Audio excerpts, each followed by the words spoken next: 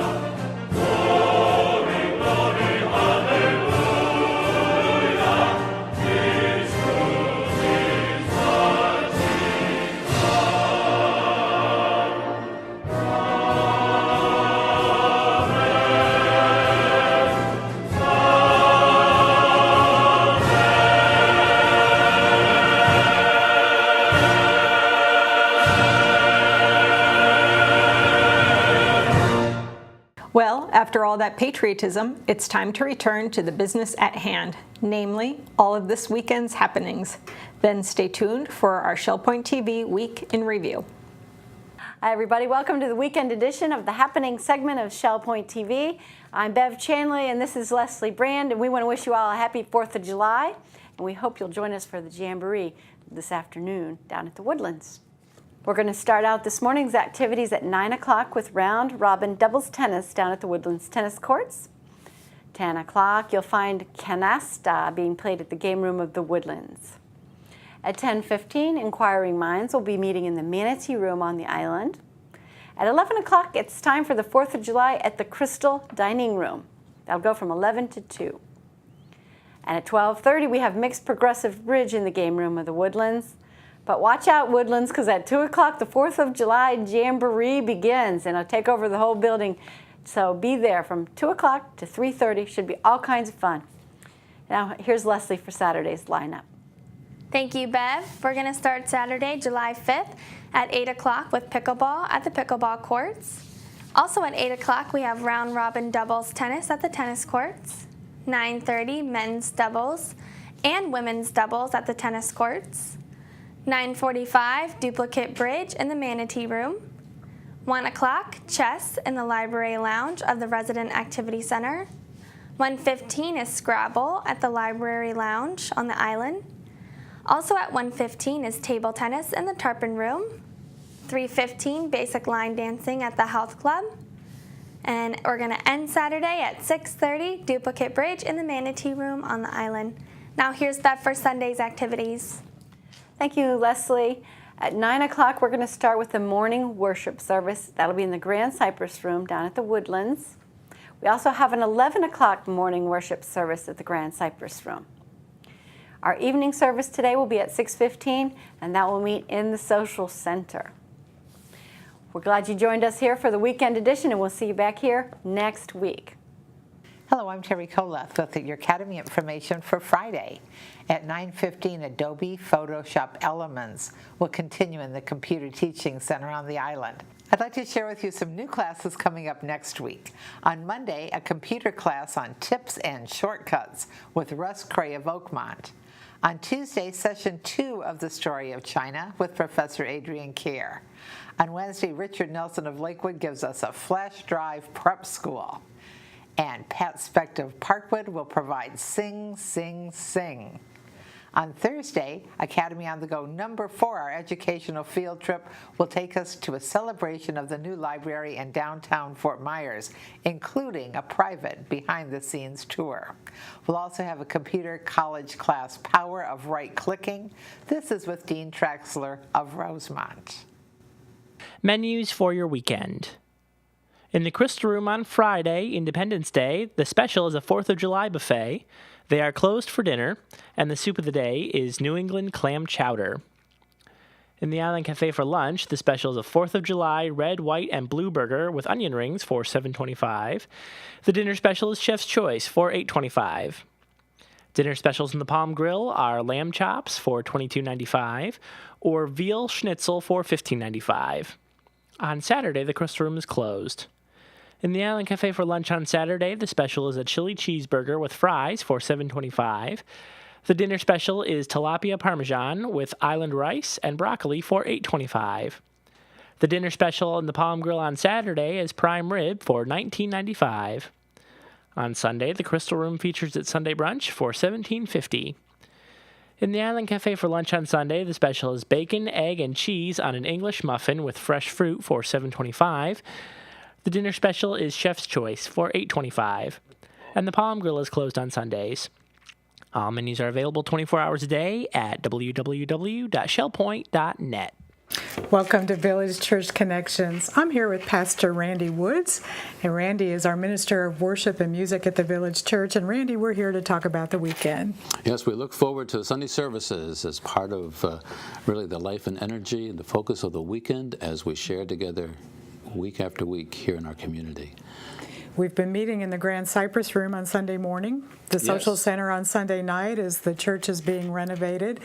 And so we encourage folks to travel one direction or the other to join with us. Yeah, so 2 months behind us, and I think our people have gotten a nice rhythm to that. So again, this Sunday for the morning service at 9 and 11 in the Grand Cypress Room. And as the first Sunday of the month, we'll be sharing the Lord's Supper, time of communion. And Pastor Hawkins will be preaching as we continue our study in the book of Hebrews Sunday morning. That's true. And Andy's been gone here for a little bit of vacation time. He's back and back in the book of Hebrews. What do you know about the topic for this week? Well, I know he'll be talking about the danger of unbelief and text from Hebrews chapter 3. So we're not racing through this over the 2 months. Now we are in the third chapter, but I know folks will appreciate his exegetical study of this passage as we look at what happens and the danger that comes, as in the title says, the danger of unbelief. The overriding subject matter has been the superiority of Christ. And so every week as he takes bite-sized chunks, it fits into that overwhelming theme in the book of Hebrews, the superiority of Christ. Yeah, we've sensed that for several weeks, and I know that will continue this Sunday morning. And then Sunday night, he's starting a brand new series. We'll be meeting in the social center Sunday night at 6:15, and this one is called Loving Christ 101, and using the question from 1 Peter, do you love me? So look forward to what he will challenge us with as we continue in our Bible study series on Sunday nights. Wonderful times of worship, as always. Yeah. I believe Liz Jarrett will be sharing on Sunday morning as well. She'll be playing piano. Liz, you know, is Rhett Jarrett's wife. Rhett's doing all of our sound and lighting and TV, and his wife is so talented. So Liz will be playing Sunday morning, and so a great time of singing and sharing in worship Sunday morning and Sunday night. So invite folks to be part of that as we share together this weekend. That's great. You don't want to miss it. So we welcome you Sunday morning at 9 or 11, Sunday night at 6:15 at the Social Center, Grand Cypress Room in the morning. Thank you for joining us today, and have a wonderful day. It's time to replay some of the week's best stories from ShellPoint TV, and we began this week with a simple question. Can you give us some words of wisdom? We asked a random cross-section of ShellPointers, and here's what they said. We always ask people to give us a word of wisdom. A word of wisdom? Yes. Are there words of wisdom that kind of have been floating around your family for years? My words of wisdom. Oh boy, I wasn't expecting that. If you're asking me to come up with something, I guess, All right, I can do that. Well, my mother-in-law is saying, when you get lemons, you make lemonade. My mother had one. Good, better, best, never let it rest, till the good is better and the better is best. My father's favorite one, when we were going to have a serious conversation, when I didn't do something right or whatever, he was going to have a come to Jesus meeting. You probably had a few of those. Oh! my dad used to tell me whenever we'd come home with 100%, he'd say, I always got 110. The 10 was for neatness. So that's what I remember of Dad. My mother always would say, good enough. My father would always say, did you do your best? That's all that was required of us, do your best. My father had a couple of words of wisdom. I guess the biggest one would be all things in moderation. That anything can be taken to the extreme is bad. Even good things taken to the extreme are bad. So try to do moderation in all things, and I've tried to live by that. Never say I hate anyone. You always say that person makes it very hard for me to like them. I remember once asking my mother, when I was quite young, whether I was a good-looking person or not. Although I think the way I put it was, am I ugly? And she said, no, you're beautiful. You can worry yourself crazy about what's coming around the corner, but nobody really knows. So when you feel that way, just remember, don't look around corners, and that'll take some of that pressure away. What I heard my mother say, you cannot outgive God. My grandmother says, don't drink no whiskey, read the Bible. Is that the kind of wisdom you want?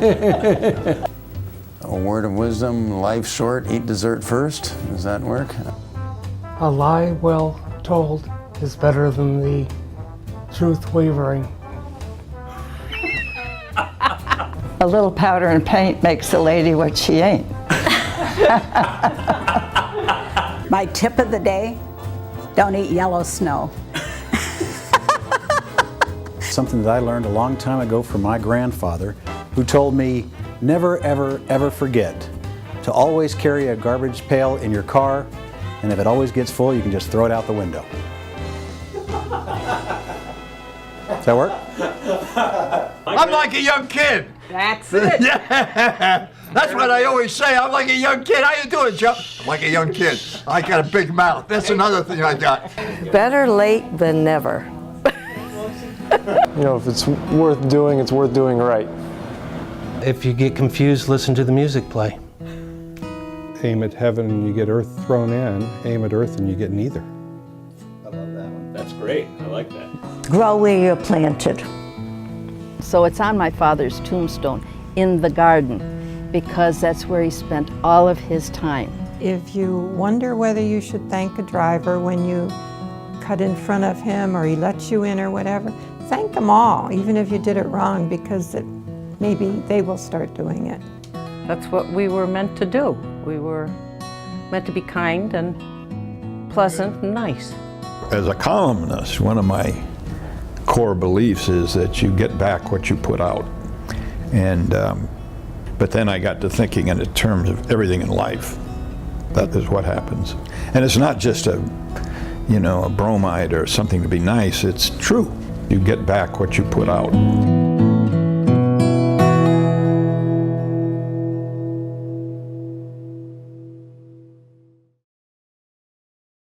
The Shell Point Golf Club is hosting junior golf camps all summer. Let's learn more. Hi, my name's Gary Keating, the golf professional here at Shell Point. July 7th starts a new camp. When I was growing up, I wish I would have had the opportunity to have a PGA golf professional walk me through the basics of the golf swing. And not only the basics of the golf swing, basically the areas of what we're going to be playing when we play golf. So we're talking about putting, chipping, driving, irons, and also the etiquette of the game of golf. The etiquette of the game of golf, the rules of the game of golf, how to play. Just for an example, most players when they start playing golf, they don't even know the understanding of the teeing ground. This information will carry these young people through life. Camp starts at 10 o'clock in the morning to 11:30. It's $60 and the camp lasts a week long. So if you've got some children or grandchildren or some church people who need to play golf or want to start playing golf, please contact us. You can reach us at the Pro Shop for 433-9790, or you can contact us on the web, and that is shellpointgolf.com. Thank you, and I hope this helps. At Shell Point's newest neighborhood, the Estuary, construction is progressing quickly. Bob Southern gives us this report. Well, we're standing here in the nerve center of the Estuary Development Department, and you see here where we've been tracking the layout of the community, the houses as they will sit on the community, and how they've been selling. And it's been kind of a fun process, and you can see by all the little sold markers that they've been selling well. Recently, we sold the 25th of 50 units, so now we are halfway. And a lot of stuff has been happening out on the Estuary community site. All the underground utilities are essentially completed now. There's some finished up work here and there on the site and off site. I'm sure you've noticed some work going on along Shell Point Boulevard. There's still a little bit more of that to be done, a little bit more to be done on Empire Boulevard, and a little bit more to be done within the estuary site itself. But essentially the pipes are in for Florida Power and Light, for Century Link, for the Shell Point Fiber Network, for the irrigation system, and for all the underground utilities that are necessary to create a community. One of the things that we tried to do with this community was make it interesting, give it character, not only that old Florida style, but we didn't want it to be a cookie cutter type of community. So we spent a lot of time with our designers, our architects, and our sales and marketing team to make each home a little bit different. We pre-established a color palette for each home, and we picked different features for each home. There are combinations of gables and dormers and cupolas, garage doors, garage entrances, layouts and positioning on the lots so that each home has its own individual character and feel, so that as you go through this community, you get the feel of a custom home for each of the 29 structures in this community, in the 50 homes, so that you don't feel like it's cookie cutter. You can find your home without looking for the number on the house, because of the color, because of the style and the shape, and the garage door, or how it looks and feels. And that was very important to us, that we establish that up front, and we hold to that so that each unit is different, has its own particular character and appeal. And now we begin the process of coming out of the ground. If you look at the site now, you'll see that the first home on lot 1 and 2, which is the first lot on your left as you drive into the community, is starting to be built. The block work is up, and they will soon be setting the trusses on this house. The community building is starting to be constructed, and you'll see that starting to happen quickly also. The end of this week, the road will be paved, and so then you'll soon be able to drive out there. So the community is coming together. What you'll start to see soon is activity around the entryway as we start to develop the entry feature. We've got a beautiful sign wall to be constructed out there. We've got a couple of gazebos, entry gates and paver blocks at the entry, lots of lovely landscaping, and a very lush and nice entryway to establish the character and the feel of the new estuary community. So there is a lot coming, a lot happening, and I'm sure that the Shell Point community is going to be proud of the estuary as it begins to show its character as it rises out of the soil.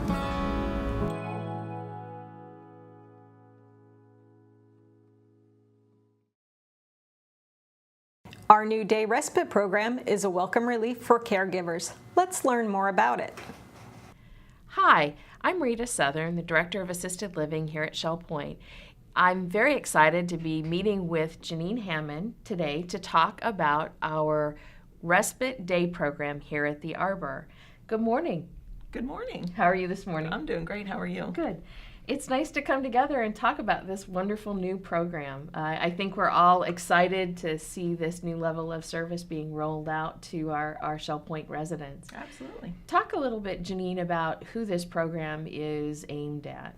This program is going to be great for our residents in independent living that are caregivers for spouses that need a little extra support during the day, so that the caregiver can get out and maybe go grocery shopping, or if they need to get to a doctor's appointment. Perhaps it's been a while since you've made it to the tennis courts and you really enjoy doing that. And you need someone to help take care of your spouse for you. The day respite program at the Arbor is going to be a fabulous opportunity for that person to get out, to be involved in some activities, to have some socialization, have a meal with other people. I'm sure you and the case managers see this day in and day out, but we oftentimes are concerned about the caregiver. They carry a pretty heavy load of responsibility. Tell me a little bit about some of the times that you see this as a positive tool for that caregiver. It helps to relieve the challenge that the caregiver is struggling with, perhaps, in being the only person that's caring for that individual. I think that it can be positive for both people involved to have the opportunity to get out of the routine and to engage with other people, to get involved in some activities, and for that caregiver to get out and do the things that maybe they haven't had the opportunity to do in a while, that they really need to kind of refresh themselves, and they might come back with a different perspective after having a break. Everybody needs that break. Everybody needs to take a little bit of time for themselves. So this is a good opportunity for the caregiver to take that time. Absolutely. you get so wrapped up sometimes when you're taking care of someone else that you forget about getting to the doctor yourself. And it's important for you to have those regular routine exams, as well as have the opportunity to make the doctor's appointments for things that might be going on that you really need to discuss with your doctor. They won't be very much good to the person they're caring for if they're not doing well themselves. When I think about the day respite program, and I think about some of the activities and some of the functions that we are looking at planning for our participants, for our program participants, I look at how is this going to be different for that person on a day-to-day basis. Try to compare, if you can, the day that a participant might have in the program. What does that look like? Mm-hmm. Well, I hear from a lot of residents in independent living that when you're a caregiver for someone, one of their main concerns is that the person that they're caring for doesn't have a lot of stimulation and lands up sleeping a lot of the day. And I don't think that that's going to be happening in the day respite program, because there are going to be a lot of things going on for the residents that come to take part in that, whether they're playing Wii sports or doing a jigsaw puzzle or playing a game, whatever might be something that they would enjoy being involved in, they're going to have the opportunity to do that. So that stimulation is going to be a real positive part of the program for the residents that come to take advantage of it. I've oftentimes heard from caregivers, my spouse sleeps all day and is up all night. Yes. And I know when we've been planning, it's been a real focus of ours to make sure that while we're going to offer opportunities for rest, obviously, but that we really keep that person stimulated and engaged, so that when they go home, they're tired and they sleep when they're supposed to sleep, and the caregiver themselves can get some rest as well. So yes, very exciting, absolutely. very exciting. I think it's going to be a wonderful opportunity. If you're interested in more information about the Arbor Day Respite Program, please call 454-2292. Pat Turner is our resident relations rep at the Arbor. She'll be more than happy to talk to you and provide you with all the information and details about the Day Respite Program. The program is available Monday through Friday, 8 to 5. We're happy to offer half-day programs in addition to the full-day programs. Half-day programs are available for $27.50 for a half-day without meal, or $37.50 including the meal with the half-day program. Or if you'd like to stay for a whole day with the respite program, $60 a day would be the fee for that. Please call us for more information on this wonderful program we're very excited to be offering to our Shell Point residents. Caregivers can also benefit from their own support group led by Dr. Nancy Spencer of Behavioral Health. I'm Mary Franklin here today with Dr. Spencer, and she is the organizer and the doctor behind the Caregiver Support Group that meets monthly here at Shell Point. For more information about the Caregiver Group and times and locations, you can check your Shell Point Life. Towards the middle, there's always a support group page, and that information is there. Dr. Spencer, thank you for being here today. Thank you for having me. You run a fabulous support group because caregivers don't often take care of themselves. And so it's important that they learn how to take care of themselves so they can give to their loved one, correct? Correct, absolutely. We have a fabulous support group, but what makes it fabulous is not the leadership, but the residents who come and participate. It is a time for people to come and feel free to discuss troubles that they're having at home in a comfortable, safe environment where they can pick up tips and knowledge on how to better care for someone with a memory problem. Okay, and your support group's a little bit different than some of our traditional support groups here at Shell Point. It's a therapeutic support group. What's the difference? Very good question. One of the things that I do that's different than a resident-run group is I am a clinical psychologist with knowledge and expertise on how to help people who are suffering through different experiences. Therefore, this is a therapeutic psychological support group in which I employ strategies to help the residents better care for themselves. Okay, and so they're required to sign up. They are. Residents do need to contact me prior to participation in the group. We often conduct a short interview to make sure that the issues are in line with the group that's existing. It's also a group that we use a Medicare charge for. Okay. And that is different than a resident-run group, and we do that because of the knowledge and expertise and all of the treatment planning that goes with the group. Okay, but is there a copay for the individual that attends? Typically, Medicare pays 50% and the secondary insurance does pick up the remaining 50%. However, everyone's plans are different, so each person might have a different copay. I do encourage residents to contact Shell Point Medicare Billing and ask them those questions ahead of time if there's concern. Okay, well that is good.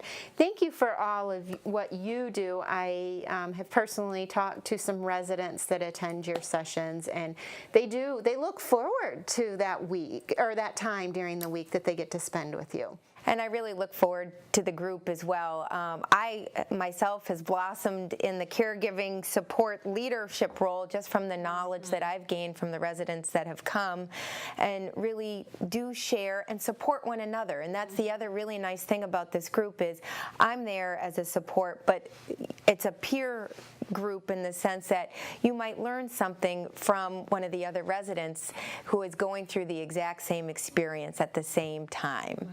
It's important what you do, and if you are a caregiver looking for a little bit more support, this would be a great session for you to attend. But don't forget, you do need to sign up for this support group. You can give Dr. Spencer a phone call, and her phone number is 454-2043.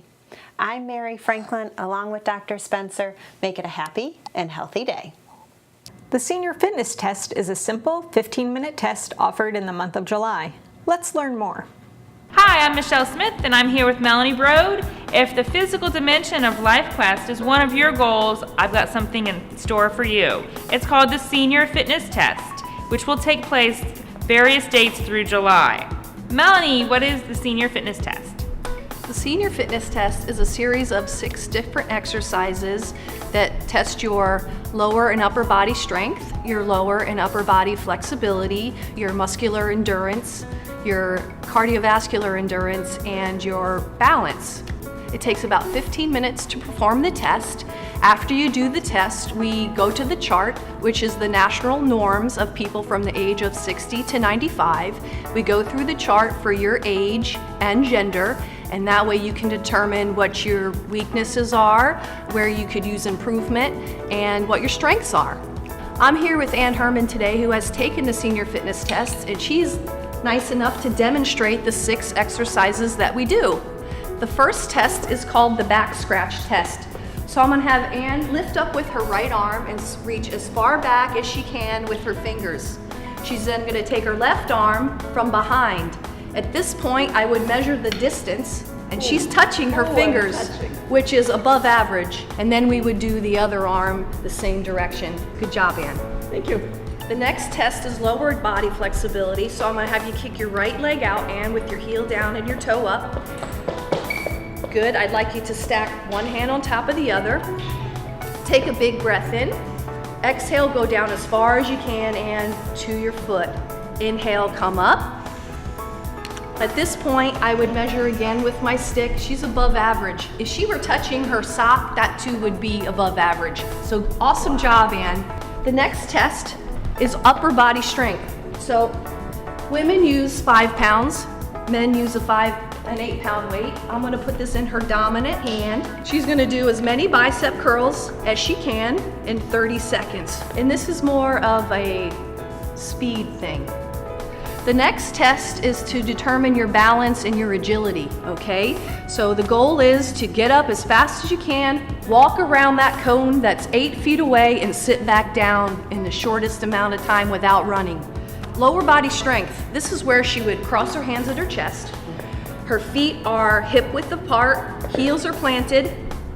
The goal is to get up and out of that chair as many times as you can in 30 seconds. The next test would be the most challenging. It's the 2-minute step test. This is 2 minutes in duration. and her goal is to lift her knees to hip height for 2 minutes. How we count this? Good, she's not holding on. Every time her right foot strikes the floor is how many times I count, and that would determine her endurance. And I think that concludes the 6 tests that you would get for the senior fitness test. It only takes about 15 minutes. If you want to get into the specifics or strength training and the agility, flexibility, you have to take the senior fitness test to do that. Melanie, the senior fitness test is a great way to set some strong fitness goals or even challenge yourself to improve a little bit more of where you're currently at.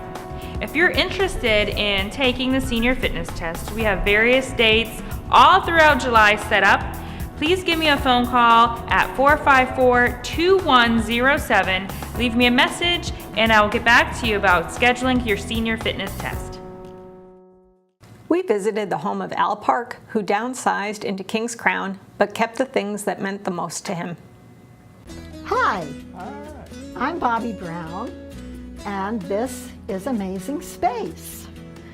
Today, we are at the home of Al Park in King's Crown. Earlier this year, with the help of his very savvy children, Al moved from his mid-rise apartment of nearly 2,000 square feet to approximately 650 square feet in King's Crown. His new home has been able to accommodate most of his extensive art collection and some very, very favorite pieces of furniture. Over 8 years of a place as big as that one, I decided that I'd better go get some assisted living. And here I am. This piece was given to me years ago by my oldest son, who is now 65. They got it in here and it fits beautifully. I mean, it was like it was built in here. Yeah. She was from a little island. I was on a sailing trip, and she asked if she could come with me. So she did. She got into the boat with us and sailed to Florida, and here she is. That is from mid-England, and this is Reed, Charles Reed, and he's my favorite English painter. These two are, my wife and I bought those when we were in Switzerland, and I was doing a little bit of mountain climbing. My wife bought this because it was being shown as two peculiar looking pieces. This one is done by Reed, who's the same man who did the work on the big one and the one on its left. This is mid-England. Now this is a different one. This came from Prague. My wife and I were in Prague for a bit, and we're walking through the old section and went into a little cottage kind of store and looked around for maybe 30 minutes and decided that there's nothing here that we want to have. And I headed out the door and stopped because this was hanging above the door. We turned around, went back, bought this, had it shipped home, and it's been one of my favorites ever since. This little picture you might want to look at because that is a marker at the end of the canal that goes from a lake that's primarily in Holland, Michigan, out into Lake Michigan in the back, and that's known as Big Red. I first saw it in 1955 because we were beginning our vacation there, which continued year after year. Big Red has always been in my picture. That piece was done by a young man from Paraguay who shipped it to me because he had been in my house for a couple of weeks. These are two apartments, two single apartments that they combined. So Al has actually two apartments in one. This is an antique from my home. My grandfather had this. See the fabric? These old writing desks all had this beautiful velvet surface. This is a photograph from the place where we, as a family, always went for 2 to 4 weeks for vacation in the summer at Holland, Michigan. Oh, they came from Switzerland, and they're obviously musicians. Yes, they're all playing a different musical instrument. Now this is the perfect view of the new aquatic center at Shell Point. Just look at that view. Yes. I happen to have this already because it was given to me by my kids when we moved into Turbin, and that was almost 20 years ago. But it worked very nicely for me to use it there, and it came with me for here. And this and that are paintings that we bought from Eskimos, and they do quite a bit of artistic work. Those came from the same people who made these pictures. So these were all done by Eskimos? Yep.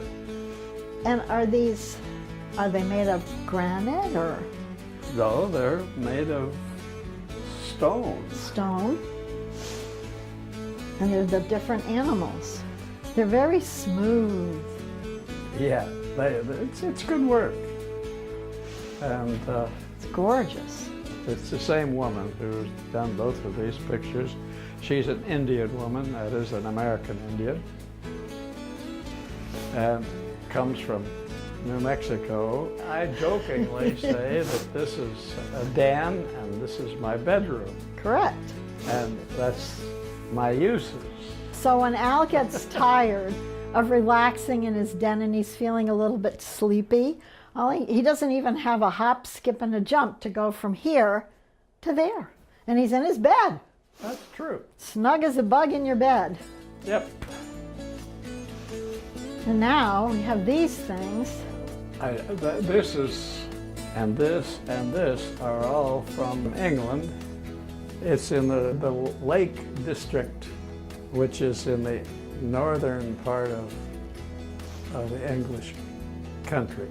The lamp came from my mother, which I think came from her mother, Miss West Virginia. Ah! Is it really? And we found her in a store in a little town in West Virginia. And she said, really, that she wanted to get out of that place. She wanted to get out of West Virginia? Right. This was one that we picked up in New Mexico. It's made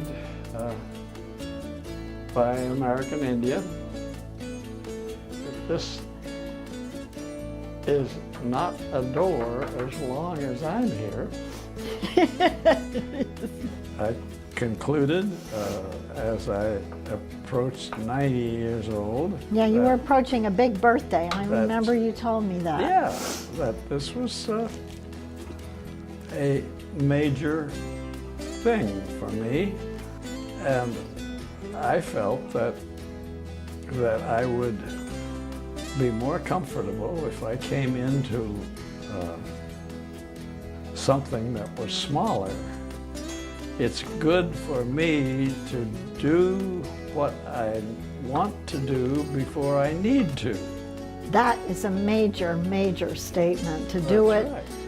to do what you need to do before you're forced into it or you have to do it. Yeah.